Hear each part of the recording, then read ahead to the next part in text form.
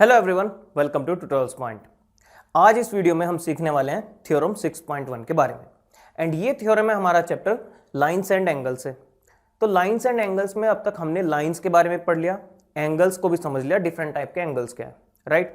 तो यहाँ पे एक बात आ जाती है पेयर ऑफ एंगल्स की। तो देखिए थ्योरम 6.1 एक्चुअली में कहती क्या है, सबसे पहले वो समझ लेते हैं। If two lines intersect each other then the vertically opposite angles are equal. बहुत सिंपल सा स्टेटमेंट है कि अगर दो लाइन्स आपस में इंटरसेक्ट करती हैं तो जो वर्टिकली ऑपोजिट एंगल्स होते हैं वो इक्वल होते हैं। तो इसका प्रूव हमें करना है एंड हम बहुत ही आसान सा प्रूफ है, आप देख के एक बार आसानी से समझ जाएंगे। तो देखिए जब हमें कहा है कि टू लाइन इंटरसेक्ट करती हैं तो हमें चाहिए क्या, दो लाइन्स। तो हमने मान लिया कि A B and C D ये दो लाइन्स हैं, ये दोनों इंटरसेक्ट भी करनी चाहिए। तो हमने मान लिया कि ये जिस पॉइंट पे इंटरसेक्ट कर रही है वो है पॉइंट ओ। अब हमें प्रूव करना है कि वर्टिकली ऑपोजिट एंगल्स आपस में इक्वल है, यानी कि एंगल AOC BOD के इक्वल है एंड एंगल AOD BOC के इक्वल है, क्योंकि यही दोनों वर्टिकली ऑपोजिट एंगल्स हैं। ये एंगल इसके वर्टिकली ऑपोजिट है एंड ये वाला एंगल इस एंगल के वर्टिकली ऑपोजिट है। तो ये दोनों पेयर हमें इक्वल प्रूव करने हैं। तो देखिए अगर इनको इक्वल प्रूव करना है उससे पहले मैं आपको एक चीज याद दिलाता हूं। जब हमने प्रीवियस वीडियो देखा था लाइंस के बारे में, तब मैंने आपको बताया था कि रे क्या होता है। रे होता है एक ऐसा लाइन जिसका एक स्टार्टिंग पॉइंट है एंड दूसरी साइड वो इनफाइनाइटली लंबी हो सकती है। मतलब एक साइड तो वो स्टार्ट होती है एंड दूसरी साइड वो इनफाइनाइटली लंबी हो सकती है, राइट।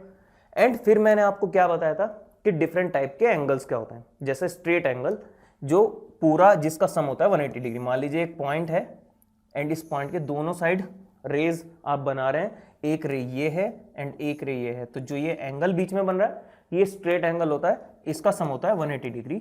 ये सब मैंने आपको प्रीवियस वीडियो में बताया था एंड यही हमारा मकसद था कि जब हम बात करें तो आपको इजीली समझ आ जाए कि किस चीज के बारे में बात हो रही है।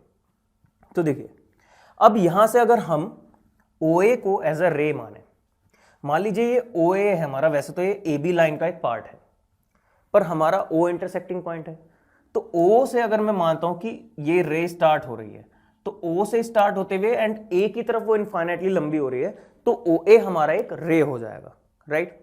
अब ये OA रे जो है वो CD लाइन के ऊपर पड़ रही है ना। अब देखिए पॉइंट O जो है, मान लीजिए कुछ इस तरीके से, मैंने स्ट्रेट एंगल आपको बताया कि जब एक पॉइंट के दोनों तरफ दो रेज इनफाइनाइटली लंबी होती है तो ये एंगल हो जाता 180 डिग्री पूरा।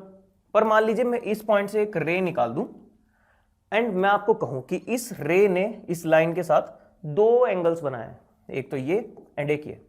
फिर भी अगर मैं इन दोनों का सम देखूं, इन दोनों एंगल्स का, तो वो रहेगा तो 180 डिग्री ही, राइट। तो वही केस यहां पे है। ये जो लाइन है CD इसके ऊपर पॉइंट है O से हमारा OA रे बन रहा है, पर इसने जो दो एंगल बनाए हैं, एक एंगल ये एंड एक एंगल ये, इन दोनों का सम तो रहेगा 180 डिग्री ना, राइट। तो इसी हिसाब से एंगल AOC यानी कि ये वाला एंगल, ये angle and plus angle AOD, इन दोनों का सम क्या हो जाएगा 180 डिग्री। इसको आप लीनियर पेयर ऑफ एंगल भी बोल देते हैं, ठीक है। इसको दे दीजिए इक्वेशन नंबर 1। अब सेम केस अप्लाई होता है जब मैं OD को एक रे मान लूं।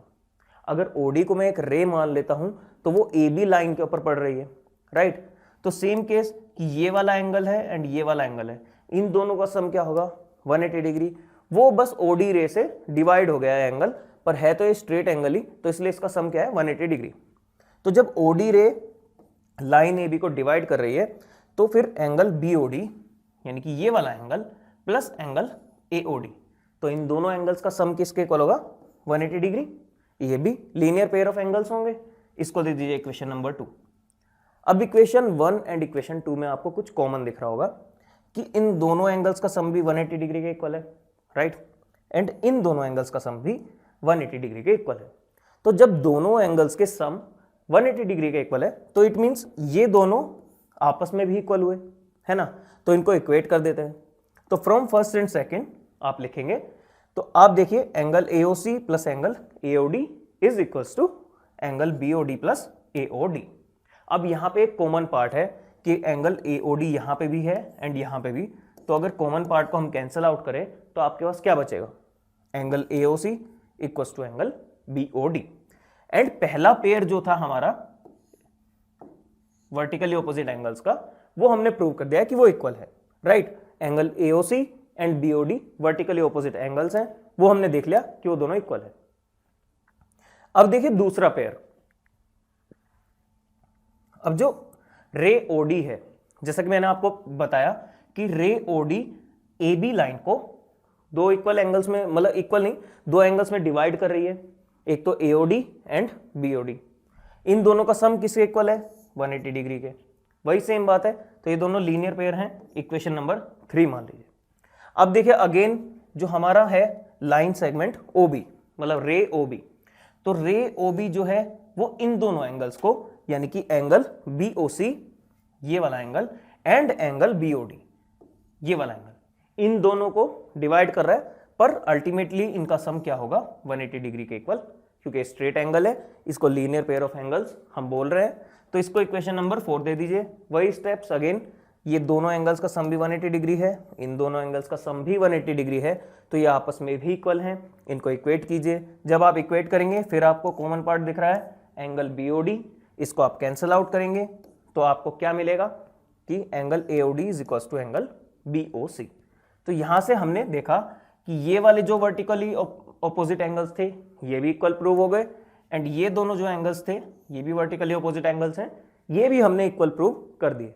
एंड यही हमें इस थ्योरम में कहा गया था कि अगर दो लाइंस एक दूसरे को इंटरसेक्ट करती हैं तो जो वर्टिकली ऑपोजिट एंगल्स होते हैं वो इक्वल होते हैं। वही प्रूफ हमने देखा। ज़्यादा हार्ड तो नहीं था, बहुत ईजी सा प्रूफ है, आपको कुछ भी नहीं करना। एक रे कंसिडर करके आप स्ट्रेट एंगल दिखाएंगे कि 180 डिग्री है, फिर उन दोनों को कंपेयर करेंगे, कॉमन पार्ट को कैंसिल आउट करेंगे, तो आपके पास दोनों वर्टिकली ऑपोजिट एंगल इक्वल आ जाएंगे। Okay guys, thank you.